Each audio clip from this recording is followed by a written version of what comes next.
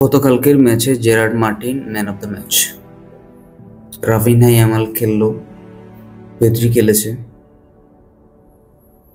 De Jong খেললো, সেখানে man of the match হইল জেরার্ড মার্টিন। এর চেয়ে সুন্দর আর কি হইতে পারে। গতকালকে যে দুঃসাহস দেখাইলো সেটি হচ্ছে রিয়াল ভ্যালাদোলিদের মাঠে 8টা লামাসিয়ান প্লেয়ার নিয়ে খেলা শুরু করেছিল। একজনের তো অভিষেকই হইল। 8টা লামাসিয়ান প্লেয়ার নিয়ে হ্যান্সি ফ্লিক রিয়াল ভ্যালাদোলিদের মাঠে জয়ের জন্য যায়। ম্যাচের 6 মিনিটে আনফরচুনেটলি একটা গোল হজম করে বসে Barcelona, but still Hansi Flick ছিল যে একদম কাম একজন কোচ, কোনো ব্যাপার না আসলে। সেজন্য সে কি করলো, সেকেন্ড হাফে গিয়ে বেশ কিছু সাবস্টিটিউট করালো, যেখানে লামিন ইয়ামাল আর রাফিনহা ছিল। এরপর অ্যাকচুয়ালি খেলার মোমেন্টাম চেঞ্জ হয় লামিন আর রাফিনহা আসার পর থেকে। রাফিনহার গোলে বার্সেলোনা সমতা ফিরে, এবং পরে ফেরমিন লোপেজের গোলে অসাধারণ একটি ফিনিশিং তার পা থেকে আসে অ্যাকচুয়ালি ফেরমিন লোপেজের। সে গোলে বার্সেলোনা 2-1 গোলে মাঠ ছাড়ে। এটা হচ্ছে সেই মাঠ ভ্যালাদোলিদের এই হোম স্টেডিয়াম হচ্ছে সেই স্টেডিয়াম যেখানে বার্সেলোনা যদি কোনো সময় 1 গোলে পিছিয়ে যায় ফার্স্ট হাফে, তাহলে আর কখনো জিততে পারেনি। সর্বশেষ জিতেছিল যখন হচ্ছে লুইস ফিগুরা বার্সায় খেলত।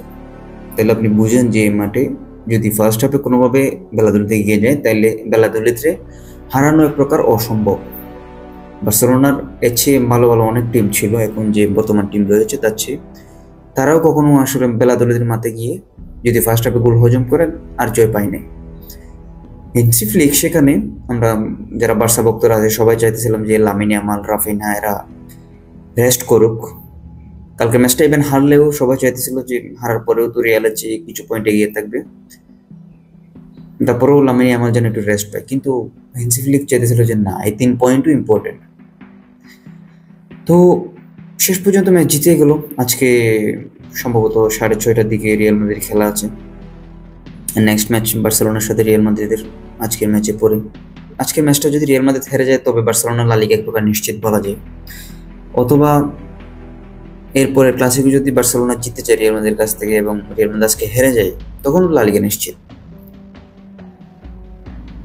5-7 পয়েন্টের ব্যবধানে এগিয়ে থাকা মানে লা লিগা এক প্রকার বার্সার হাতেই রয়েছে, এবং বার্সার ছেলেপেলেরা যে হারে পারফরমেন্স দিয়ে যাচ্ছে সেক্ষেত্রে বলা যায় যে লা লিগা এবার বার্সেলোনা, এক্ষেত্রে কোনো সন্দেহ নাই।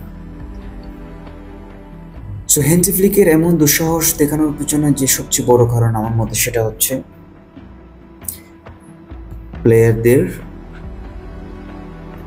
প্লেয়ারদের নিজেকে ছাড়িয়ে যাওয়ার প্রচেষ্টা। কালকে ডিফেন্স লাইনে বেশ কিছু ভুল ছিল, তারা বারবার কাউন্টারে, লং বল কাউন্টারে চুপ করতেছিল। এখানে আরাহো বললেন, সবাই বলেন আরাহো বেশ কিছু দারুণ ট্যাকল দিয়েছে, সেটা সত্যি, তবে বেশ কিছু ভুলও করেছে তারা। পাও কুবার্সি তারে খুব করে দরকার ছিল মাঠে কালকে।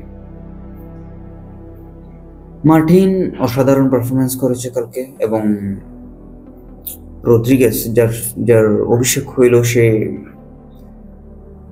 মূলত খুব বেশি সুবিধা করতে পারে নাই, সাথে তার ইনজুরি হইল কালকে, খুব সম্ভবত সে ইনজুরিড এখন।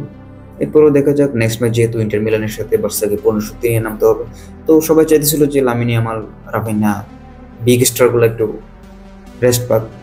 শেষ পর্যন্ত দলের 3 পয়েন্টে তারা গুরুত্বপূর্ণ অবদান রেখেছে, এবং কংগ্রেচুলেশন বার্সেলোনা, খুব সম্ভবত লা লিগা জিতে যাবে এবার।